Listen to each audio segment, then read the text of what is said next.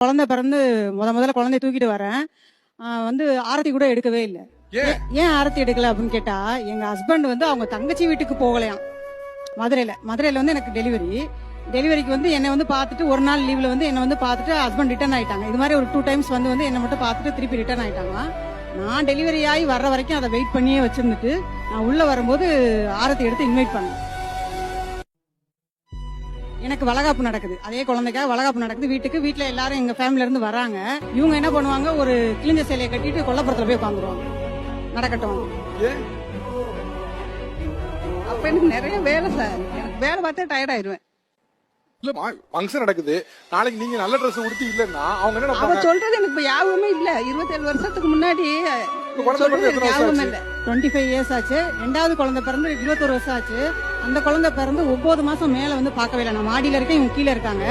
9 மாசம் மேல வந்து பார்க்கவே இல்லை.